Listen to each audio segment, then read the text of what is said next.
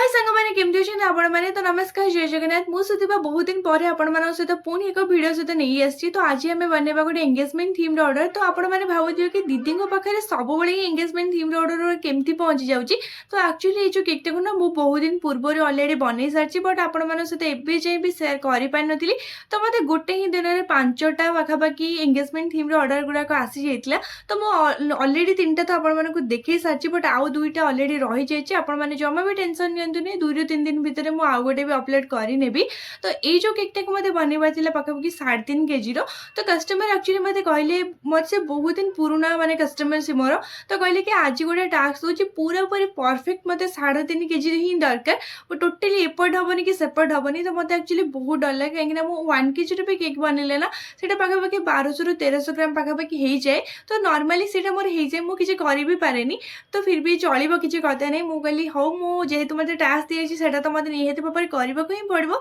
तो मुझे 3 kg जी निए तो से ही मुझे तो सी 3.5 kg पूरा परफेक्ट 3.5 kg और 5 ग्राम एमती किसी गोटे हो जाता मुझे परफेक्ट मापी थी बट मुझे वीडियो बनईनी कि आपण मानक देखा भी मो माइंड रे नहीं फिर भी आपण मैंने बुझीपार मुझे कष्ट से मुझे जानी फिर भी तो ही जाइला तो फाइनाली भल ही लगे तो तल जो लेयरटा मुझे करी पाखापाखि मुझे 8 वाला केक बनी माने 2 kg ही बनई तापर ऊपर लेयरटा को बनी माने 1.5 kg माने 1.5 kg पाखापाखि एमती होता तो दीटा को माने ऊपर वाला लेयरटा को मु 6 वाला केक बनी आप कौन करेंगे हाफ के जी 2टा मोल्ड ने तो सी हाइट भी हो देर वेट भी टे अधिक पलि आस तो सेमती करके नबार कस्टमर ना मत जो रेफरेन्स फटोटा पठे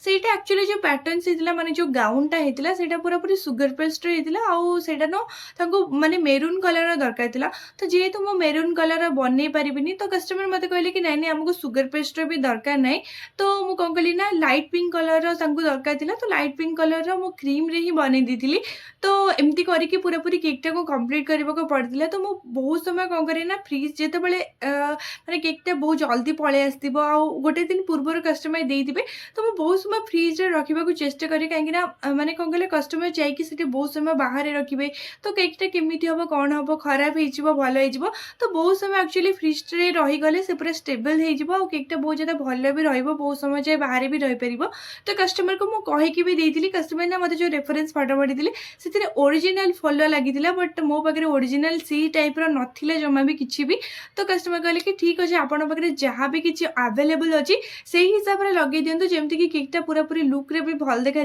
तो आपण मानू केकटा तो केमती लगे से तो आपण मैंने ही कहींपर मु भल बनई न बनई बट आपण मैंने भाई ना मोर बेस्ट हाँपी निहत भाव में चेष्टा करी तो आपण मानू केकटा केमती लगुच मो वीडियो गुरा केमती लगुच ये जो केक रो प्राइस भी केते निहत भाव में मत कमेंट करेंगे और जदि आपण मानक मो केक गुरा भल अच्छे प्लीज आपंकर जो सांग मैंने अच्छे भी सेयार करनी तो रोज नमस्कार जय जगन्नाथ बाय बाय।